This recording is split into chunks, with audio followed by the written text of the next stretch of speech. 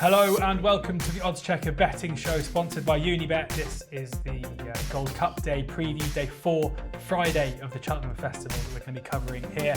I'm your host, George Elek, and I'm delighted to be joined by Andy Holding, Ed Quigley and Danny Archer as we go through the day's cards. As I say, this is sponsored by Unibet. If you click on the link below in the description and sign up to an account for new customers only, there is an offer for you. Deposit £10 and get money back up to 40 quid if your first racing bet loses, plus a £10 casino bonus as well. T's and C's apply. And as I say, you can find the link in the description below.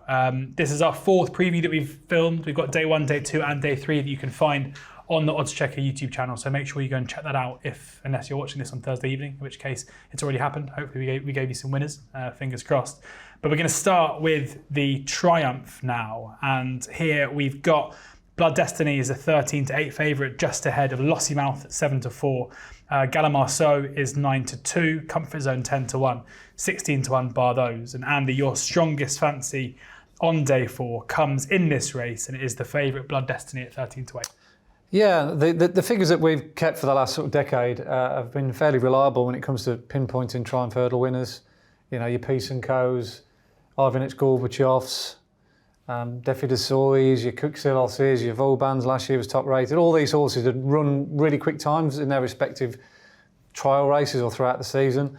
Doesn't mean to say that something that can't, but like I say, reliability wise, they usually do it again if they've done it before. And that's been the slightly disappointing aspect to Lossiemouth, notwithstanding what happened to her last time out, which was obviously very unlucky.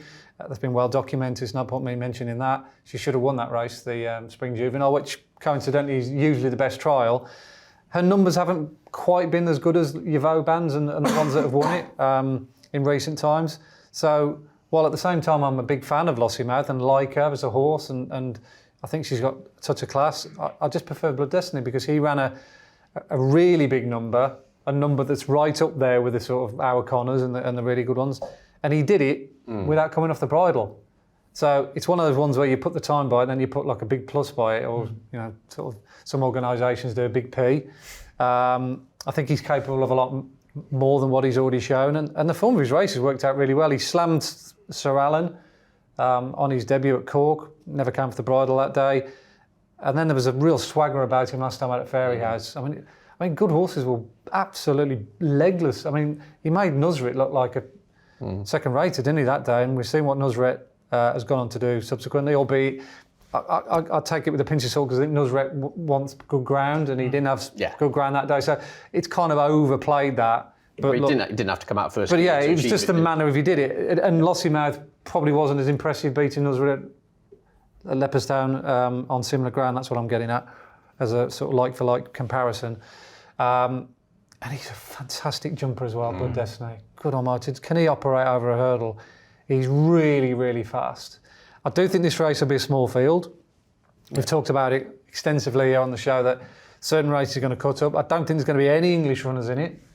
If there are, they're going to be a social runner more than anything else. I mean, Bo Zenith, he's in it, he'll get lapped. Script writer might be. Script writer, I mean, he's had his chance, hasn't he? He should have won that race early on in the year and then he bombed at Kempton.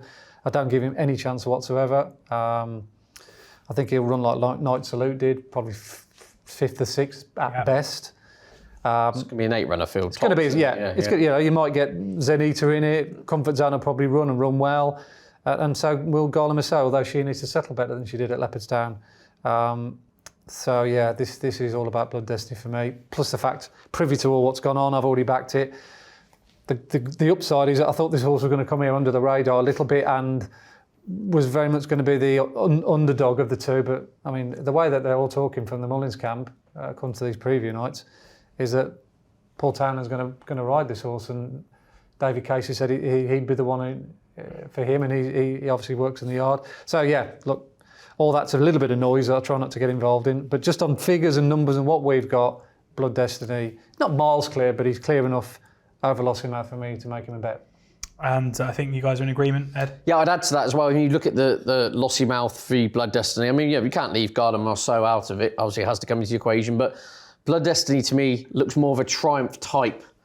Bit more of a burly sort of proper galloper. Probably would want a little bit of juice in the ground. Seems to hit the ground quite hard. Whereas Lossiemouth, naturally just a bit smaller, not much of I think if this turned into a battle of wills up the Cheltenham Hill, I'd much rather be in the Blood Destiny camp. I mean, to say the way he went through the gears last time out, pulled further clear, powered through the mud, didn't see which way he went. He just looks to have that real kind of engine in the underbelly. Lossiemouth, she won 2 moderately kind of slowly run races previous to the aforementioned carnage last time out, where it was kind of push button jobs in races where they kind of quickened in the closing stages. And I'm not sure the new course over 2-1 at Cheltenham, especially if we got soft ground, my gut feeling is that is going away from her strengths, whereas to Blood Destiny, I don't see that as a problem at all. And I think that also make up into a smashing 3-mile chaser in time. So I'm totally in agreement. Blood Destiny for me, to get the...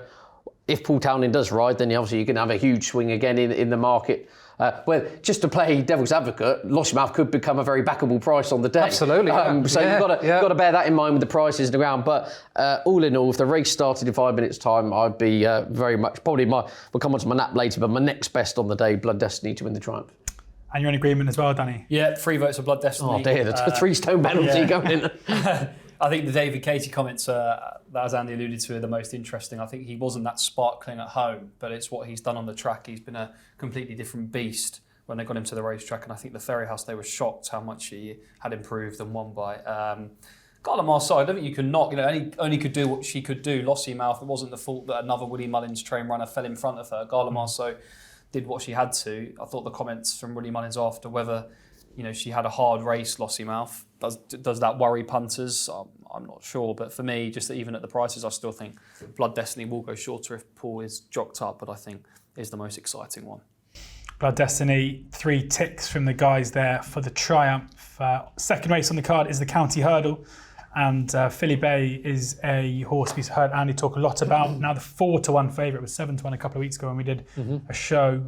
Pembroke is Hunter's Yarn, I should say. Hunter's Yarn is the second favourite at 7-1. And then Pembroke, Jinkoko are both 8-1. And Ed, your bet of the day is Pembroke. And I think you said your bet of the festival. Yeah, absolutely. I'm on at bigger prices, and I just think this horse just screams County Hurdle.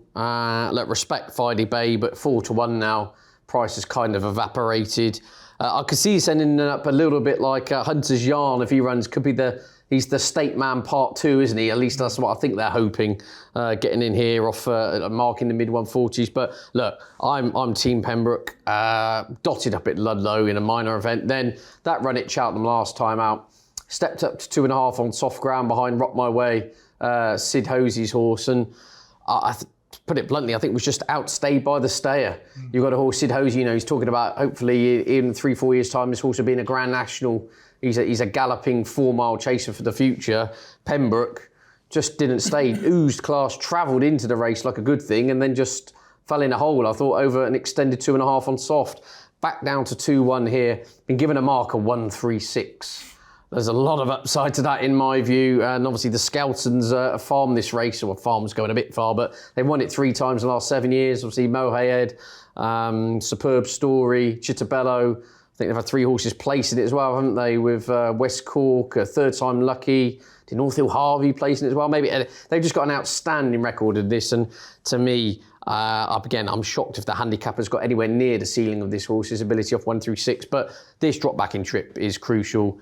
They're going to go mad on gallop. That will really suit, and I think it will come with hopefully.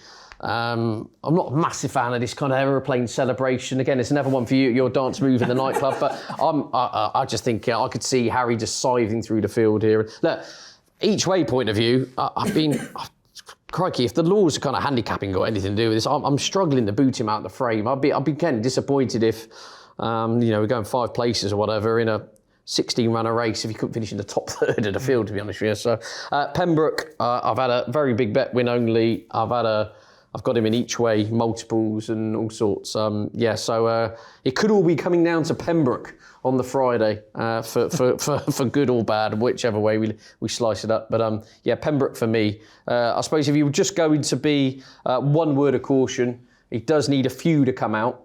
But looking at it, there are a lot of other horses with multiple options. I think he's 44 on the list, so it does need a fair few to come out. But I was actually going through the kind of exciting life I lead at midnight the other night, and I think there is, off the top of my head, I spotted 16, 17 without looking. I think, according to trainers, more likely to go elsewhere. So I think the race will cut up. Sounds like Sharjah, Pied Piper are going to lump round big weights at the top of the weights. And then I'm just, hoping Pembroke gets in here towards the bottom and bombs away. Pembroke 8-1 there. Andy, where do you stand at the moment with the county hurdle, as we say, Filey Bay horse that you put up a couple of weeks ago at 7-1, was then put up another £8 or £7 by the handicapper over here, but shortened up all the way into 4-1. Yeah, which I think is fair enough. I think he's reacted accordingly. I don't know how any other way you could do it, to be honest. Because if you take Auckland Wrist out of the race, he's been a good quality field, including a subsequent Grade 2 winner with the Dovecut. 10 lengths and upwards. He did it as well against the track bias. It was a massive bias for front runners that day. Great ride by Nick Schofield on Auckland Risk, dictated to his own terms, and Filey Bay, from where he was, did extremely well to actually head the winner, I think, on the run. And you saw the inside camera, camera. I think he probably headed the winner, and then he just, that effort to do so just did for him. But I think that would have made a man of him, because his two previous wins were in small fields ran at the likes of sort of Donny and Wincanton. They didn't account to a great deal. They thought they got a well-handicapped horse at the Betfair. They were proven right, but they were just really unlucky. They've got a second bite at the cherry. He also has got a one or two to drop out to get in. I think maximum field, what is it, 26? He's number 30, I'm pretty sure he will. So it's kind of job done. They're going to get in fairly lightly with all those, classy horses like Sharjah running. So he's an obvious one, isn't it, really? The other one was Gin Coco. I backed him. I backed him at sort of 12-1 each way. He needs a lot more to come out, but hopefully he'll scramble in some way, shape or form. But on a line through, I like to move it. He's really well treated. They've probably overdone it here. They're probably not running him since. They're really chancing their arm, trying to get off 135, but 135, goodness me. I mean, retrospectively, the handicap, if he looked at it now, he'd have to give it 145, wouldn't he? Yeah. What's I like to move it 157 or something like that. And he was cruising all over him in the Great Wood. 157. It looked like he was going to land the gun, but he just come there sauntering on the brine. You think, is he going to win? You could say at the time, he didn't find much, but even they were miles clear of the rest. And we know how good I like to move it is. He's a devil to get by. Yeah. And like I say, he's going to have like a postage stamp, isn't he? If you're a weight to measure. He's 22 to come out, is that right? Yeah. Yeah, which is a big ask, but a lot of all these others, I mean, he'll have to take time to come out. There's loads and loads of horses that have either run recently and they won't run, or they'll go elsewhere. You get your money back anyway. You get your money back anyway. Balloted out. Not running a bet, yeah. Great case to be made for Pembroke. He's my next best, if there was to be a next best after picking two, and then they're the first three in the market. But yeah, he looks a skeleton job for this race, doesn't it? The way he travels and drop back to 2 miles. So it's one of those where it's not enough just to be well handicapped. Well, the best handicapped of a lot of well handicapped horses. Yeah, if Gin Coco doesn't get in, I'll get my money back off him. Then I'll reinvest on Pembroke as a saver, because I've already backed Filey Bay. Gin Coco 8-1, Pembroke 8-1, Filey Bay 4-1 now. Danny, anything to add to the three at the top end? Are you going to put up Hunter's Yarn so we can make it 4 from 4? No, 3 darts for me. Hunter's Yarn's £6 higher than State Man was when he won it off 141, 147. But yeah, Gin Coco spoke to Harry Fright, Kempton a couple of weeks ago. I think they're pretty bullish. He desperately needed a workout because he hadn't seen a race course since November. They missed the Betfair hurdle. That was going to be the big target with him. I think he's a serious player. And obviously, you're going to look at what I Like to Move It has done. Pembroke, the case, I think, the skeleton, just the record they've got in the race. But I like Path de Rue for Gavin Cromwell.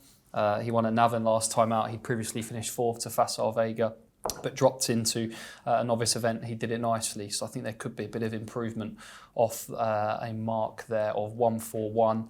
And at a much bigger price, Terence O'Brien would not be a name that I'm very familiar with. Doesn't come to me straight away. But he had a winner at Listowel back on September the 23rd, Magna Glory.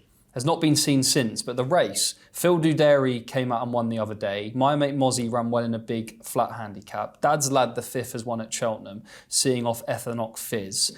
So there's a lot of strength to the form, and I think he's come in here unexposed. Only a 7-year-old. He's a real strong traveller. I think he wears a hood, doesn't he? Yeah, he does. He's 43 on the list, 10 stone 7, 136. But I just thought at a bigger price, he might be one to have a look at. So 3 darts, but I think Gin Coco, my main one. But Magna Glory just caught my eye when I was scrolling through this the other night. Interestingly, you can see why they haven't run Magna Gloria again. Form and figures after a break, 1-5, 1-1-1. So there you go. Should go fairly well fresh. Good pick that is, yeah. 25 to 1 Magna Glorias with Unibet. Albert Bartlett time now, and we've got Corbett's Cross is the 3-1 favourite ahead of Hermes Allen, who again we don't expect will run here. 13-2 Embassy Gardens and a 3-card Bragg, both 7-1. Hidden Valley Lake and Sander Clegane is both 8-1, 9-1 Favori de Champdou. 10-1 bar those. Stick with you, Danny. Take us away on the Albert Bartlett. Go on. Thanks. This is a right puzzle. Talk about the Stayers Hurdle. This is one of the trickiest ones to work out. Corbett's Cross, he is going to be an unbelievable chaser next year. I think he's got all the scope, size, talent to make it over fences. I think they're still a bit non-committal. I think they are going to run here, but it wasn't... I think they ummed about it, but... he's one, I think, for the future Corbett's Cross. If he does line up, he would be a massive player. The concern is his preference for soft ground, but I think you have to respect him. Embassy Gardens, I'm not sure about the form. I think it's a bit of a weak look. I think I'd be happy to take him on. So I had it between Henry de Bromhead's duo, Monty Star and Hidden Valley Lake. They fought out the finish at Clonmel last time out. Hidden Valley Lake had to lead on that occasion, and I don't think he was seen to best effect. But if you look at his previous run, I think he'd had Cool Survivor behind him, who I quite like for the Martin Pipe, and he slammed him. So I think Hidden Valley Lake at the prices, but this is the guys might have stronger views. 3-card Bragg has been well backed in recent days. He looks like he's desperate for the trip, but it's not a race I would be going crazy about. Maybe it'd be a race that I'd get in the queue for a Guinness, and if I get to see it, result. And you'll think back to who did Andy say to back in the Albert Bartlett? Let's find out.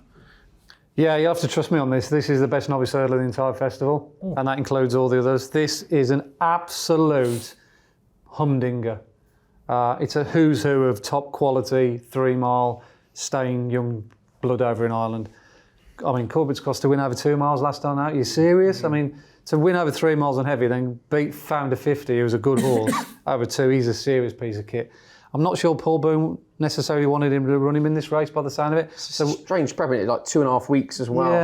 Yeah. Whether definitely going to run, do you know? Well, this is it. I don't know. I mean, he's nothing to do with Paul now, so obviously JP will decide. But if he runs, he's a player.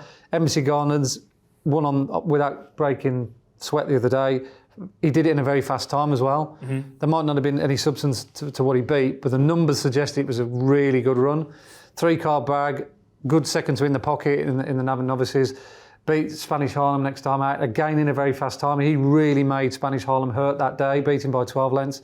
Sandal Clegane, third to Goodland in a Grade 1, decent horse. Hidden Valley Lake, going down the same path as your Minello Indos and your Monalese, having running that Clonmel race. He clocked a big number at Cork the time before when he beat Let's Be Clear About It and Cool Survivor. Monty's Star then beat Hidden Valley Lake at Clonmel, probably due to the ground. I think he was just a bigger, stronger horse. Favori de Chambeau is our fastest horse on our time figures, courtesy of his Limerick win when he beat Let's Be Clear About It.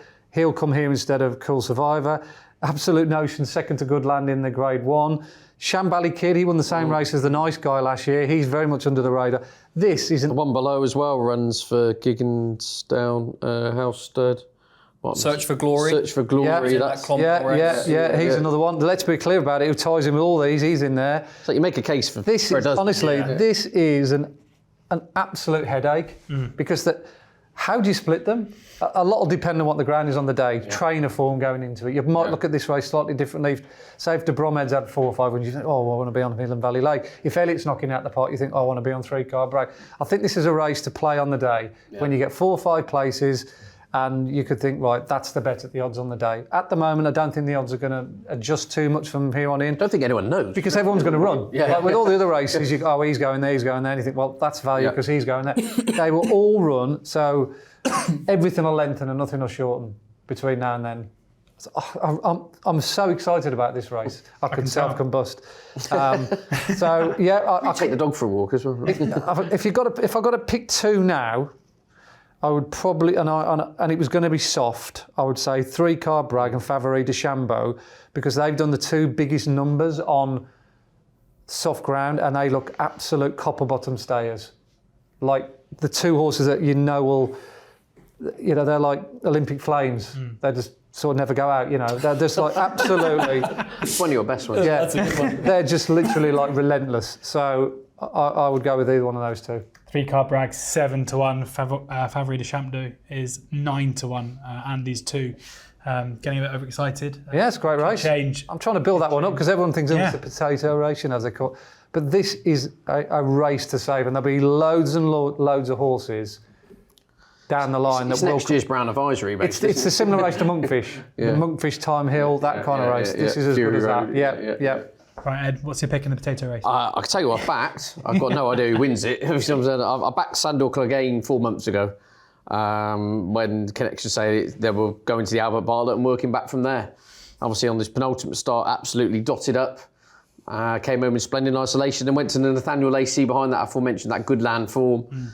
It was a bit keen early doors, which would be a worry. Stepping up to 3 miles here, would need to settle and switch off to keep the petrol in the tank for the Cheltenham Hill, but got untapped potential. And as I said, I probably wouldn't back him now at 7-1 or whatever he is, but I've backed him anti-post, so I'm just hoping he lines up and gives a good account of himself. I can't add much more than that. I agree. This is a proper equine Rubik's Cube, to be honest with you. So we'll wait and play on the day. Probably add something else, another string to my bow, depending on when we know the full facts of ground and everything. So, yeah, tentatively Sandor Clegane for 4 months ago. Nothing else at the moment. 8-1 currently, Sandor Clegane with Unibet. Because you didn't have much today, you had to follow up Andy's rousing speech there. Ed will give you first run in the Gold Cup, where Galopin de Champs is the 6-4 favourite ahead of Brave Man's Game at 13-2. A Plus Tard, last year's winner, is currently 7-1. Last year's Grand National winner, Noble Yates, is 8-1. Statler also in at 8-1. Conflated 10-1. Shishkin in there at 10-1, but of course looks set to go for the Ryanair. Ahoy Senor is in there at 12-1. Protectorat, fancy of Andy's all season. Manila Indo, a former winner, at 20-1. Sounds Russian, a fancy of Andy's, who we'll get onto in a second, 20-1. I mean, this is some Gold Cup, isn't it, Ed? Oh, it is. Look, it really is. It's pretty deep. People say, it's not a vintage renewal and all that. Well, then afterwards, when something wins by 15 lengths and then suddenly, one of the most impressive performances we've ever seen. Look, the Galopin de Champs narrative's been exhausted over the last 18 preview nights I've been on. So we're not going to go, look, 6-4 in my view. If he wins, he wins. Good luck to him. Enough stamina doubts over 3.25 miles. Could just totally outclass them, etc., etc., etc. If you're not already on, I wouldn't go steaming in at 6-4, especially if the reins did arrive and we got a proper soft ground Gold Cup. So I'm going to cut to the chase. I'm on 2 Vida Field. One who wants the road and one who wants the rain to continue.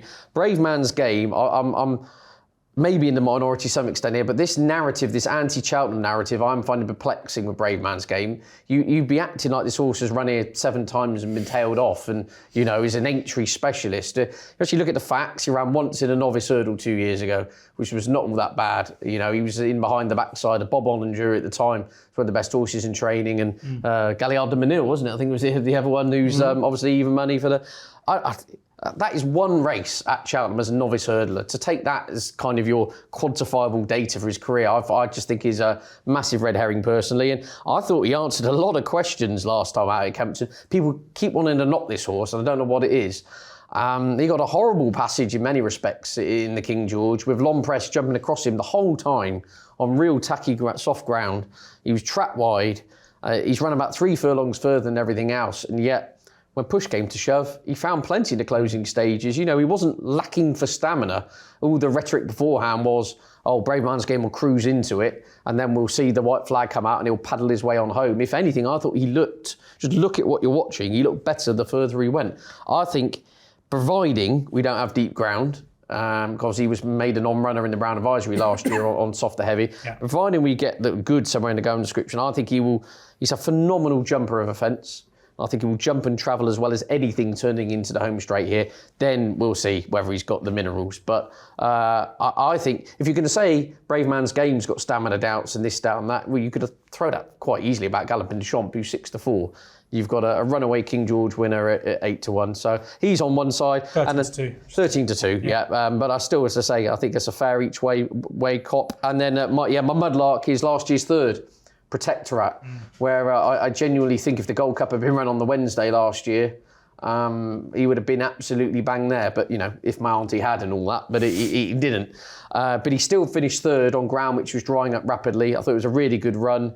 He got his ground to some extent when he thumped a Plutard earlier in the season at Haydock. And I'm no paddock expert, but I'm kind of told he looked half fit in the parade ring for the Cotswold Chase, and I think Dan Skelton afterwards was a little bit kind of blushing. He thought he'd get away with it, having him there kind of 7 out of 10, and it backfired. He kind of gassed, blew up, and then ran on again, didn't he? So he'll be right for this, but I would love to see softer, heavy ground for him, a kind of Coney year. I think he'd be a major player. So look, you can make a case about 7 or 8 of them. I think it's a brilliant race. It really is. Statler's, your Noble Yates, your Dower Stairs got to come into the equation. Conflated's probably a little bit underrated from what he's been doing in Ireland this year, especially if you take the form line through Fury Road between Conflated and Galloping the Champ. Probably, again, not as much in them or between them as the market would suggest. All sorts of different angles in here, but I'm 2V the field, primarily Brave Man's game. But if the reins really do arrive, I think Protectorate's he's definitely in the fray. Protectorate currently 14-1 and Brave Man's Game 13-2, both first top price with Unibet. Andy, I'll come to you next because Protectorate has been on your radar and been your Gold Cup horse for much of the season. At a single figure price for a time now, up to 14-1. Where do you sit at the moment with Protectorate? I haven't totally deserted him. I must admit I was a little bit disappointed with his run in the Cotswolds. It's one of those ones that rather contradicted what Dan Skelton often does. He's always banging on about Cheltenham's not the be-all and end-all and there's so many other big races to win. That race is worth 50-odd grand, and yet he come out after the race saying, "My Protectorate wasn't fit." How could he not be fit? You're training him for these grade 2s and you say, the Gold Cup isn't the be-all and end-all, and yet he has that one undercooked. So I'd say it was a bit of a contradiction. Well, I think his official words, he thought he'd get away with it being undercooked. But either so. Why would you go undercooked in? Like that was just bizarre. But look, if he gets soft ground like he has done before, and he runs to the time figure that he did when he beat a Plutard and obviously battered some good horses in the Betfair Chase, then he's clearly got to be a player. There's no doubt about it. And he's gone out to a nice price now. It's hard to get with a Plutard at his current odds, given he was pulled last time out. Obviously, there's lots of excuses, blah, blah, blah. And, you can't get away from the fact how good he was in last year's Gold Cup. And he's got a touch of the Shishkins about him, hasn't he? One bad run. Awful it doesn't make him a complete bad, but it's an horrible prep, isn't it? Yeah. It's hard to be, he's my nap of the meeting, because on what basis? Because he pulled up last time out. I don't fancy Statler as much as many people do. I thought I don't think he's quick enough. I think this is a really good Gold Cup. He does fit the mould of a cool ground, synchronised. He's that kind of horse. Out-and-out stayer. He's almost like a Welsh national horse without being too disrespectful to him. But I mean, he was outpointed by Gallopin des Champs. I'd be amazed if he turned the form around with Gallopin des Champs. He might run on and finish in might narrow the gap. He might finish in the frame. You could see him running well, running on and picking pieces up and finishing 4th or 5th. I get that, but I can't see him winning it. Which brings me along to my bet, and I've had a few quid on this at really big prices, and I've been a fan of this horse all his chasing career, and I'm still convinced that this horse is going to run its face off in the Gold Cup, and that sounds Russian. Wow. Yeah, that was coming. I'm so confident of this running well that I should be having a right go at him on the day when firms go 4 and 5 places and all the place offers come out, because I think he will be in the mix because he's such a strong stayer. I must have watched that Cotswold Chase still and blue in the face. I must have watched it about 7 or 8 times. They obviously did the analysis the day after. On your dog walks. Absolutely. Yeah, just to remind me of how the race went. But I think if Sean Quinlan had a chance to ride that race again, he would have ridden him differently. I can see why he did what he did. Basically, Frodon was in front at the first ditch down the back, and he slowed into it. And Sounds Russian pinged it, and all of a sudden he landed running. He was in front, and he's like a mile and a half from him. You think, well, what do I do? Normally, Sounds Russian, he's off the bridle and hits a mid-race crisis like he did in the Roland Merrick, and then he runs on like he did at Aintree behind Noble Yates and runs on. So he's gone with him. He's walked through the one at the top of the hill, and he's still flat out going down the bottom of the hill. There's no let up in his body language. He's gone to the last, still alongside Hoy-Signor. You think he's got to stop running, didn't he? Just kept on going and going and going. Despite running so hard for 1.5 miles, he had Noble Yates and Protectorate well beaten him behind. even though he was ridden in the most inefficient way you could possibly imagine. I thought he came out of that race with a huge amount of credit, and yet nothing's been spoken about him other than myself. Everyone's talking about, oh yeah, Noble yet will improve for the step up, for the run. Protector I'll definitely improve. We've seen you all do this and I'll do that, but I think Sounds Russian was the best horse out of them four. And I'd hope that he'd beat those three again.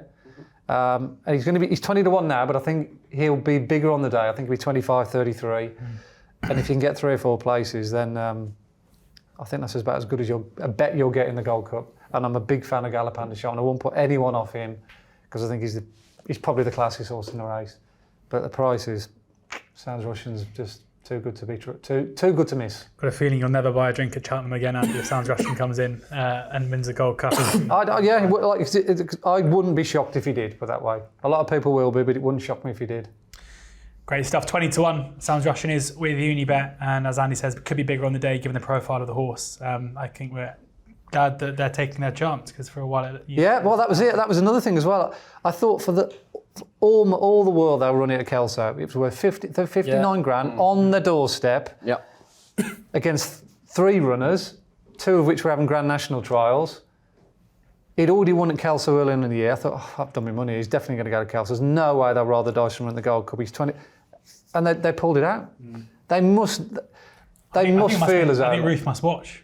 Well, they must think like that they've got, more than a puncher's chance of at least finishing the first. Well, I don't know what prize money is down to 4th and 5th, but even if he, finishes 4th, he'll still get 40, 50 grand or whatever. And why not? The horse is in the absolute form of his life. He might not be in this time next year. So they're fully entitled to have a crack. Sounds Russian, 20-1, the Gold Cup selection for Andy. Danny, how do you follow that? I think Sounds Russian. I thought with that race, a lot of people say Noble Yates has run so well in third. Not a lot of people actually said how well Sounds Russian ran. I thought he didn't get the praise that Noble Yates did. He tried to win it, didn't he? He was the first one who committed. Galloping Des Champs, 6-4. I'm happy to leave that. He was brilliant in the Irish Gold Cup. He looked like he was, staying on strongly. But this is a different ball game, stiffer track. And the only thing is, sometimes early in his races, he can balloon a couple. So I don't know if he does that and he gets shuffled back a little bit. Does it then become panic stations? Maybe not. But I just thought a 6-4 worth taking on. Brave man's game. Sometimes trainers, praise a horse because they have to. But I feel like genuinely this horse has changed this year. I mean, even against Long Press, when they were getting into battle, it did look like he was a transformed horse this year. And he was 4 wide for out. A Plus Tard, massive concern is the prep. Noble Yates, he ran well, went third, but I'm happy to take him on. Protectorate, probably similar, even the fact that he'll probably improve fitness-wise. I was at Leopardstown when Conflated won. I think that's quite weak form, that race. A Plus Tard came out on the day. Ahoy Senor, Hewitt, they're all interesting at bigger prices. Andy's always very nice to me when you go and do other broadcasting commitments, George, and I stand in for you. Maybe this is the end of the relationship, right? Because I'm on Statler at 16s, so I've got a bit of a thing for Statler. Okay. The trip he did, against Millenarindo, he was outstayed. He was outpaced. He gave him £8, 2.6. Yeah. And then against Galloping Des Champs, if you watch the video back, Galloping Des Champs tanking and he's pushing along next to him, Patrick. But I like a stayer in a Gold Cup, and one thing you're assured of, he stays, he jumps, and the concern is he doesn't have the class of a Galloping Des Champs, but as the guys have already said, a Cool Ground, a Synchronised, a Lord Windermere has won a Gold Cup. Maybe this is the race where 4 or 5 are all in it in contention, and he maybe outstays a couple up the hill. So just from an each way point of view, I just like him at 8-1. I think he's solid, but I wouldn't be surprised if Galloping Des Champs just proved too classy for them. But yeah, I'm a Statler fan. Sorry, Andy. No.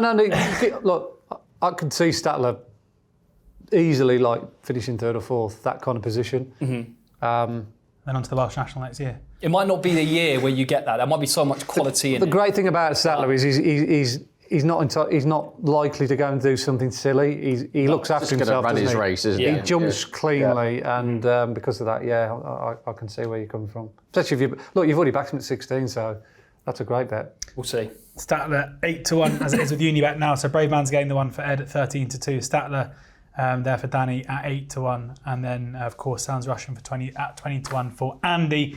3 more races on the card. If you're at Cheltenham, you're probably making your way over to the taxi rank now, but please stay with us for these 3 races. You will be. I'm already in the camp for the Gold Cup. Genius. That was a cue.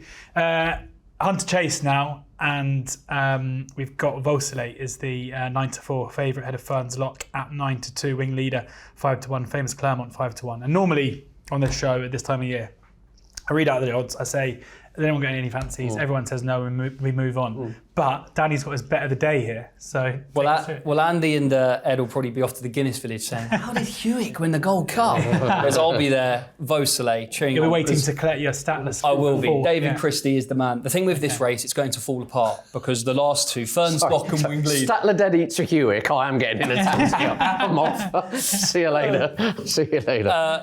This race will fall apart because Ferns Lock and Wing Leader are not going to run. Ferns Lock, I think, goes to Aintree and Wing Leader will go to Fairy House. So David Christie's only going to have the 1 runner, and Vosselay. I was at Ferry House last year when he won, and his biggest asset without question is his jumping. He should have beaten Billaway in the Punchestown Festival last year, but he made a complete Horlicks of the last. Somehow Barry O'Neill stayed aboard, and he did stay on strongly again towards the line. Since then, he saw off the Dorking Cock. The Dorking Cock is a famous statue actually near where I live, so I might give him a little each way shout as well. But he badly needed the run on that occasion, but he still stayed on strongly on soft ground to score at Down Royal. Billaway commands respect, but he's getting older. This horse is firmly on the up. He's only an 8-year-old, and I think he has a right chance. He'll stay. He's proven jump-wise. He's versatile regards the ground. I cannot see him getting beat. The British contingent, Famous Clermont and Olive Nichols, Paul Nichols' daughter, is going to ride Secret Investor. So maybe that's one to have a look at. But Vosselay, I think he's unbeatable in this race. Unbeatable, there you go, 9-4, unbeatable. You heard it there first. Vosselay, the best bet of the day for Danny. Do you guys have anything to add, or should we move on to the men's chase? Of the Hunter Chases I've seen over this side of the Irish, I think Famous Clermont's by far and away the best. He has got a little bit of an ignorant jumping technique in the sense that he just kicks them out of the way, but I think they might go to Aintree with him. But if he was to run here, I think class-wise he's certainly worthy of his place in the line. But the fact that can't win though. Well, the fact that David Christie is basically farming Irish point-to-points and Hunter Chases, and he's only going to run 1, and Ferns Lock absolutely battered Billaway by 20 lengths at Thurles, and he's going to run Vosselay, who I did back against Billaway last year at Punchestown. Still smart. He should have won. Yeah. It was a travesty. Then that's probably good enough. Right then, Mares Chase time. And Andy, you have been keen on one here, Impervious, who is a 6-4 joint favourite with Allegory de Vassy. Jeremy's Flame 5-1, Magic Days 9-1. Galliard de Liteau is 12-1, 16-1, bar those. You put Impervious up at a bigger price, we should say here, so you're perfectly entitled not to be putting your all back in at 6-4. But what do you think of her place in the market at this stage? Yeah, I think she'll win. Confident. Be less confident about Allegory de Vassy, particularly going left-handed. She jumped violently right at Thurles, almost unseated rider at the first. And she continued to do that all the way around.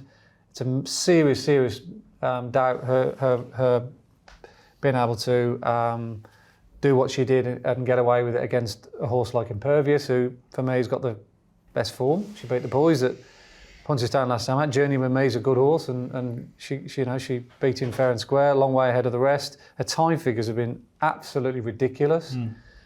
She's run a big number at Punchestown, which puts her well clear, and she's also backed that with a good victory at Wexford, first time out of the fences when she beat subsequent winners, and Dino Blue at Cork next time. Her 3 runs have all been absolute championship level on the clock. Allegory de Vassy, you can't even find her. Like she's literally you're almost looking through the computer. So yeah, if I'm wrong there, I'm going to be wrong in a big way because there's that big of a chasm between one and the other. Yeah. I'd make Impervious a clear favourite. Joint favourites as it stands, both 6-4. Any big view on this? I've backed one at a big price here, an absolute joker in the pack. Yeah. Could be nearer retirement than winning this. Riviere de Tel has had a back operation. was absolutely woeful when last seen at Carlisle. Actually, Yeah, these two stills all day. Yeah, I was on holiday actually. I did have a hot stone massage, fantastic. But anyway, tailed off round Carlisle straight away. Dennis Sir Regan said, "Look, there's something gone wrong there." She's had a back operation. Now look, a lot has to be taken on trust, but she's 20-1 or thereabouts. I can take some trust at that type of price. If you go back to a novice form, is absolutely mustard. I mean, she was sent off 7-2 to beat Edwardstone and Co in the Arkle last year. She jumped 2 out in the lead. She more or less jumped the last in the lead, finished 5th. But you look at the horses she's been running up behind in defeat. She was beaten half a length by Blue Lord last season, a length and a half by Fernie Hollow. She ended ahead of Andy Dufresne. And you were very keen on Riviera Tell last year. He was rated 1.5. I was, yeah. I couldn't believe Andy how bad she Dufresne's ran, rated 155 for a bit of context. 20-1. I know there's a lot of ifs and buts here, but what I'm trying to say is the back class is on the CV. It's not a 20-1 shot where we're going, oh, well, if they ran to their best, would they be anywhere near? Riviera de Tell can run to the form which saw her beaten half a length by Blue Lord. She's got to be a player here.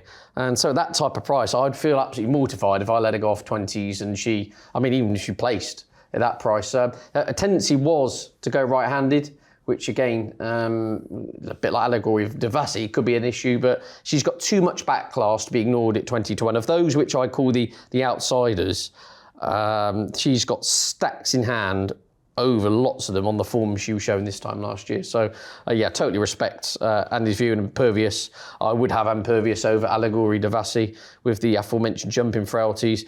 And getting a gut feeling Impervious is starting to head north price in terms of prices, and the Allegory Devassi Twitter kind of camp are really going into overdrive, aren't they? Like Liftoff, and Allegory Devassi's going towards like 11-8, and Impervious is starting to go the other way. So, Impervious the most likely winner. If you ask me, getting prices who I think will win. Riviera de Tell each way.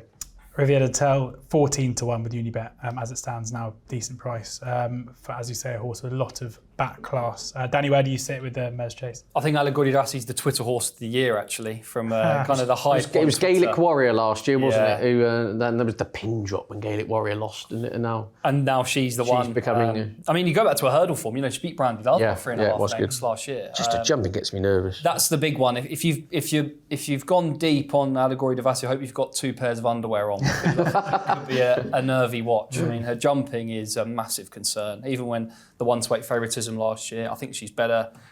If she's better going right-handed as well. I think there's a lot of concerns for Allegory Devassi, despite connections. I think Rich Ritchie's racing manager came out and is adamant that she'll win. But I would be happy to take her on. He's very keen on that.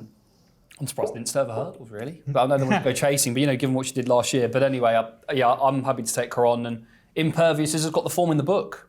I don't see good victory over Journey with Me last time out. Probably does need a bit of rain. Would that be is much better on a softer surface. But I've been impressed this year with Cole Murphy's charge, and I thought it was tough to get away from. Riviera de Tell's only 6 as well. I know, so, that's what I'm saying.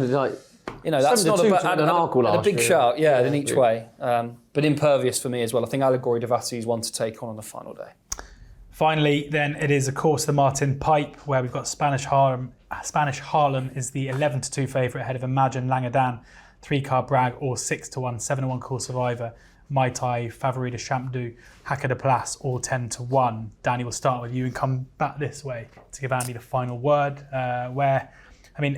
One of these is going to be absolutely smashed off the boards come Friday afternoon. Which one's it going to be? I think this is another preview evening hype, where the hype is all about Imagine for Gordon Elliott. But for me, that's good because I like Cool Survivor. So I'm happy to get a bigger price on that one here. My Irish trainers have won this race in 7 of the last 9 years. Mullins and Elliott, again, have the strong challenge. But for me, I'm all about this chance here, Cool Survivor. He win over 3 miles, winner on good ground, and he lost nothing in defeat behind Good Landing. Group 1 company at the Dublin Racing Festival. I think he's got a decent enough mark, and I'd be with him. And at a bigger price, this is one race handicap where JP McManus isn't that well represented. So I'd be interested if Rocco lined up here. He's got probably a lot to find for Oliver Greenall and Josh Guerrero having a run at the Cheltenham Festival. But I've been impressed with him at Wetherby so far, and maybe there's a bit more to come off the mark of 138. Spanish Harlem was the one when all the British press pack went over that Willie Mullins said this is one to watch at the Cheltenham Festival. And I think that's part of why his price is constricted. But I was a bit disappointed he couldn't beat Rianne last time out, who could reoppose here. So yeah, cool Survivor for me, and maybe an each way on Irocco for the British Challenge. Got to end with a British one, haven't we? Yeah, of course. Is that off your Rocco? Irocco I've got here. IROKO. Still here, general price, but... IRO. Oliver Greenhalgh's. There we Greenhalgh's. go. Yeah. I'll put it up again. Might not run, but it's the only one that JP's got really in the betting. So I thought maybe they might try and get a decent conditional on it and have a good go. Yeah, Irocco 16-1 there in Cool Survivor, currently 7-1. Ed, what are you going to be backing in the I've backed My Eye. I'm quite keen on his chances each way. 10-1. Yeah, Harry Fry will be top weight. Nearly made a right old mess of this, didn't they, out on trials day, because they didn't win. They finished runner-up, but then got £3 for it, which is good. He was off 142 last time out, so he's off 145, be top weight. Lorcan Murta, though, knows the horse, will be on board. And I think that's important, having a jockey who knows the horse. Coming into this, sometimes you get the star jockey booked onto the horse for the one day, but if you've got a conditional jockey who knows the horse, I think that's a bonus. And this horse, I still think it's got mileage to be better than 145. You look back at some of his novice hurdle form, it did make me chuckle when I was looking back. See, he had to try and give £3 to Constitution Hill at Sandown last year. Absolute mission impossible with hindsight, wasn't it? I think the Harry Fry team thought, that he couldn't lose, and they were a bit baffled at the time. But with hindsight, it probably wasn't a bad run. Chased home John Bon. A lot of his novice hurdle form is kind of grade 1.5. He's here off 145. He said he got a nice sighter when runner-up on trials day last time out. He's a half-brother to Statler. I think this kind of step up in trip will suit, or at least pedigree suggests it should. I know the critics will be out and say, he ran over 3 miles in the seasonal reappearance, but he was far too fresh and keen on soft ground for the first time out for the season and fell in a hole. I think this intermediate trip will suit him. I think he's got the scope to be better than 145. Harry Fry's confirmed he's a definite runner, which is also something we've been talking about with if they will, they won't they. Yeah. He's got the option of the Coral Cup, but they've said no. The whole idea of Lorcan Murta being on board for trials day was to get him used to the horse with this in mind. And so, My Tai each way, very solid, very keen. My Tai 10-1 with Unibet. Andy, final race of the Cheltenham Festival 2023. Who do you fancy for the Martin Pipe? Well, there's a pattern that's been developing over the last sort of decade. It's fairly easy to spot the trends as well. Gordon Elliott does really well in this race. He does really well with Gigginstown runners, or Gigginstown do really well. They won it with Sir de Champ back in the over a decade ago. Don Polly won it for them, blow by blow. Champagne Classic won it, and they would have won it with Column of Fire, and he fell at the last. That's the one, yeah. They've also been placed 4 times with their runners.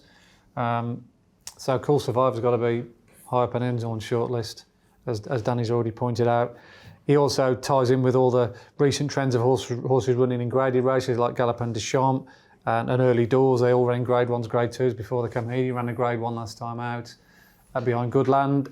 He ran behind Hidden Valley Lake, so if he runs well in the Albert Bartlett, that'll be another string to his bow. And he's got form on either soft ground or heavy ground, so it wouldn't really matter what conditions are like. He's well handicapped, 140 is good. Don't know who's going to ride, but I'm sure they get a good spin off of him. And the other one is Imagine. Again, the Gordon Elliott trained horse who ran in a grade race last time out behind Hunter's Yarn. He found 2 miles just a bit too quick for him that day, but I thought that he stayed on really eye-catchingly, and I think step up to 2.5 miles to suit him. So I've already backed Cool Survivor, but I'll definitely back Imagine with the concessions on the day of sort of 5-6 places, no doubt. Yeah, already 5 places with Unibet. This is one of the races that they are paying an extra place for on day 4 County Hurdle and the Martin Pipe. Plenty of other races over the course of the week, and you're getting 6-1 about Imagine now, and 7-1 about Cool Survivor. That brings our Cheltenham Festival previews to a close. Thank you very much if you've taken the time to watch all 4. We've really enjoyed making them. Thank you very much to the guys as well for sharing their thoughts. I've certainly enjoyed it. Plenty of food for thought. And thank you to Unibet as well for sponsoring the show. If you click in the link below, for new customers only, there is a sign-up offer. Deposit £10 and get money back up to £40 if your first racing bet loses. plus a £10 casino bonus. T's and C's apply, and you can find the link in the description below. You can also find loads of boosted specials up on their site as well, and ambassador blogs from Nico de Boinville and Nicky Henderson every single day of racing. Do subscribe to the Oddschecker YouTube channel. There you can find the Oddschecker betting show most weeks, and ahead of the Cheltenham Festival, we've done a preview for every day, so you can find those there. Enjoy the racing. It promises to be another special week at Prestbury Park, but please do ensure that you are gambling responsibly.